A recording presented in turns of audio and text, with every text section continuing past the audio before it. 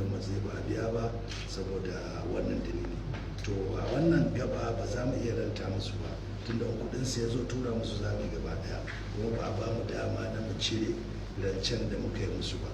So wannan ya sa ba mu ranta kudin ba, muka jira sai da kudin su ya zo suka yi.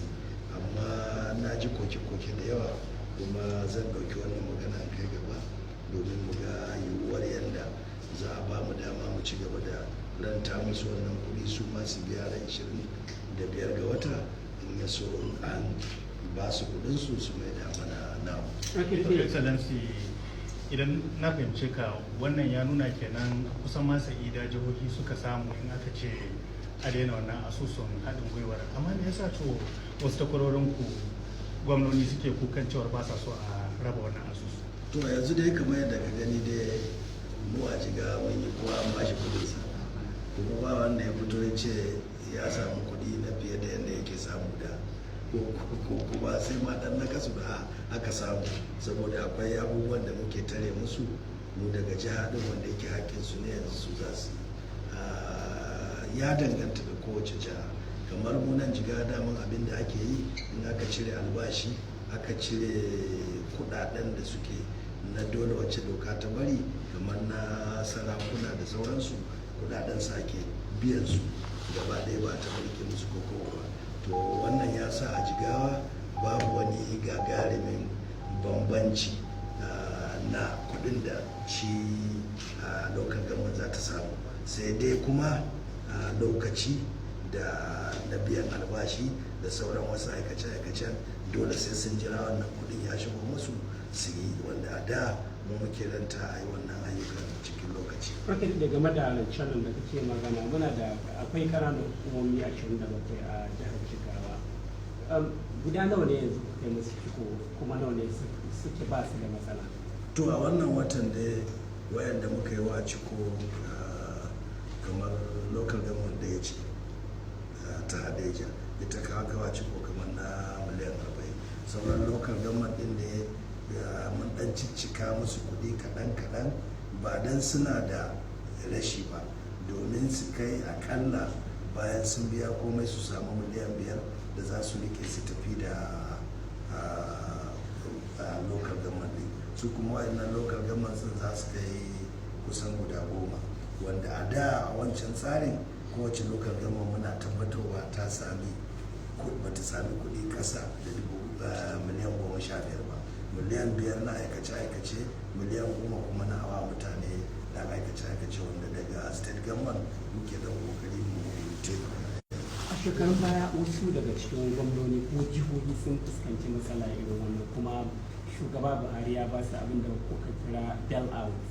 A wannan yanayi da ƙananan hukumomi suka samu kansu akwai yunkuri da za ku yi a jihar Jigawa ko kuma a matakin ku na governors forum da za ku ba da irin wannan bail out da tallafi ga ƙananan hukumomi? To kamar yadda ka sani yanzu ita Hadeja an mata ciko duk da dai ba daga jiha aka yi yanzu ba, suna da ɗan kuɗi a stabilization ɗinsu amma wannan ma zai zo ya kare kuma jihar dole ta taimaka. Ai ba za mu bari a shiga matsalar da za ta taba ma'aikata ba ko kuma ta taba aikace-aikacen da ake a local government din da ya da ubangiji. Kukan da ake yi game da asusun haɗin gwiwa a baya ana zargin cewar su gwamnatocin jihohi suna takura wa ƙananan hukumomin ta hanyar saka su yin wasu ayyukan da ba ma lallai bane bukatun waɗannan ƙananan hukumomin, shi yasa wasu ke ganin ya kamata a raba wannan asusu. Me za ka ce?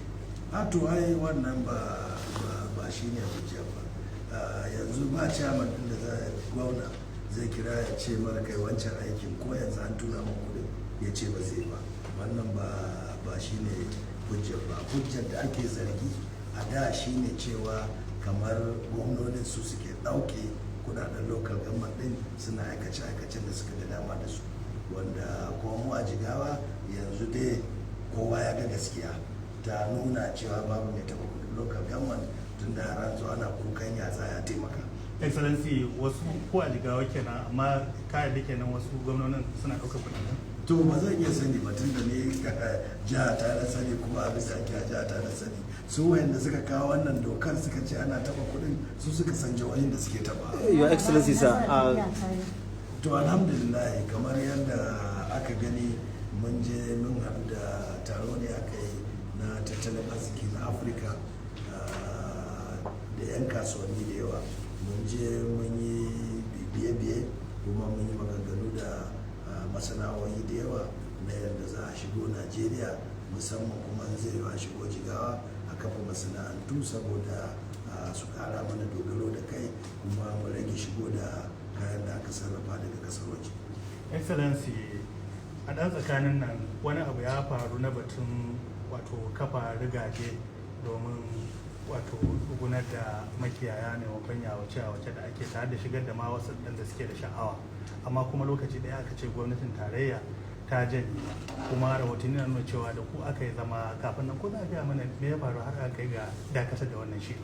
Ba a ce an janye ba gaba daya, an ce an dakatar da shi domin za a gyara shi a fito da tsarin da ya kamata, ba a janye ba. Kamar yadda manomi yake neman tallafi na noma a gona, haka shi ma manomin dabbobi yake neman tallafi na yadda zai inganta sana'arsa.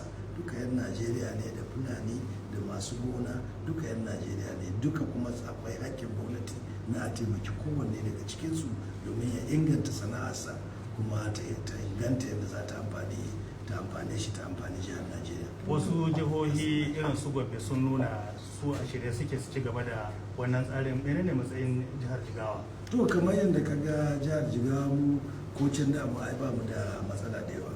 In ka duba duka wurin neman graze reserve mu na Jigawa, tun waccan gwamnati ta fara sa musu famfuna ana bar ruwa, kuma graze reserve nan suna nan ana aiki da su, kuma muna ta kokari na yadda ba za a shiga wannan graze reserve har kwamiti na yi na duk inda aka ci burtsali a fitar da shi, duk inda aka ci wurin kiwo a fitar da shi kar a taba.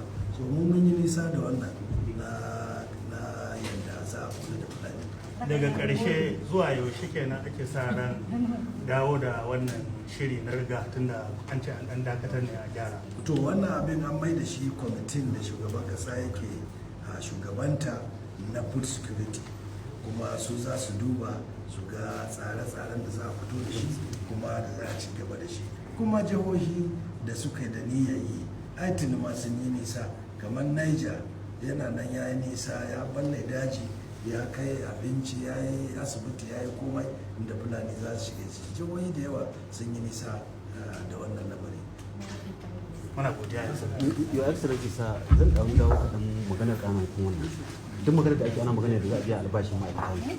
Ina ga sauran ayyukan ci gaba da ƙananan hukumar za su gudanarwa. An ce za su iya samun miliyan 5. Wato wannan rabawa wasu daga ciki, wasu kuma za su samu kuɗi mai yawa, ko da can din ma suna samu. Wanda ba sa samun kuɗin kirki shine aka ce minimum mafi karanci za su samu miliyan 5 a lissafin da aka yi na yadda za a taimaka musu su samu miliyan 5 wanda ba a samu. Akwai ƙananan hukumomin da suke samun kuɗi da yawa kuma suna aikace-aikace da yawa. to ya Excellency sa abin mutane da dama tunanin da suke shine cewa me ya jefa ƙananan hukumar Najeriya cikin wannan matsayi? A kun faɗa da kanku, ma'aikata sun yawa, kuma wannan ya sa duk kuɗin da ya zo watakila a wajen biyan ma'aikatan yake karewa, sannan kuma babu kuɗin shiga na mai yawa wanda ake samu kamar irin su Lagos Ogun wanda suke samu na shiga babu a wannan karkarorin. Your Excellency magana guda ɗaya shine me a matsayin asusun ƙananan hukumar da gwamnatin jihar? Me matsayinsa? Matsayin asusun ƙananan gwamnatin jihar kudin su yana wajen su na yana waje na. Ba contributory pension scheme ne magana. Wanne? Na ma'aikatan gwamnatin jihar da na ƙananan hukumar da suke bada 8%. To ba contributory pension scheme. Yes. Babu matsala a shi, kuma yana nan zai ci gaba, kuma local government kowa abin da zai fara yi in ya samu kudinsa shine ya cire wannan kudin na pension ya aika ma'aikatan